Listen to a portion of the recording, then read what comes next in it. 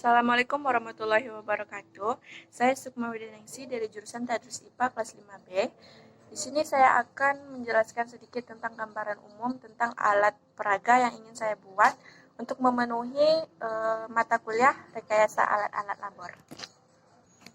Nah, alat peraga yang ingin saya buat adalah alat peraga tentang resonansi pada bandul sederhana.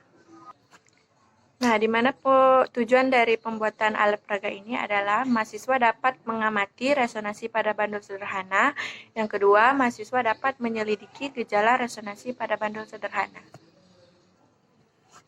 Nah, kenapa saya memilih untuk membuat alat peraga tentang resonansi bandul sederhana ini? Karena menurut saya, alat dan bahan yang digunakan pada pembuatan alat peraga ini tuh cukup mudah didapat dan cara pembuatannya itu simple dan tidak rumit. Di mana alat dan bahan yang akan saya gunakan nanti seperti bola pingpong, benang, lem, papan triplek, dan bambu. Nah, sebelum saya menjelaskan sedikit tentang gambaran umum resonansi pada bandul sederhana ini, terlebih dahulu saya ingin menampilkan desain alat peraga yang ingin saya buat. Nah, ini adalah rancangan atau desain alat peraga yang ingin saya buat. Selanjutnya, saya akan menjelaskan sedikit materi, apa itu resonansi. Resonansi adalah peristiwa ikut bergetarnya suatu benda bila benda lain bergetar di dekatnya. Resonansi terjadi apabila frekuensi benda yang bergetar sama dengan frekuensi alami benda yang ikut bergetar. Resonansi pada bandul.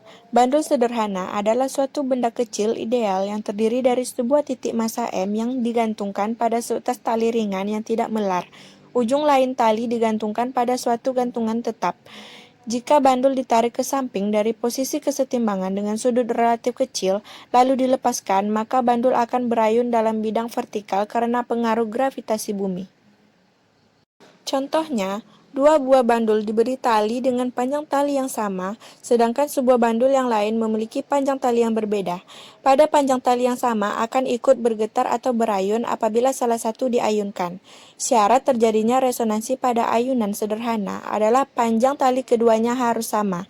Apabila bandul B diayunkan, maka bandul C akan ikut berayun walaupun sebelumnya tidak, sedangkan bandul A akan tetap diam atau tidak ikut berayun. Teman-teman, itulah sedikit gambaran umum tentang pembuatan alat peraga resonansi pada bandul sederhana.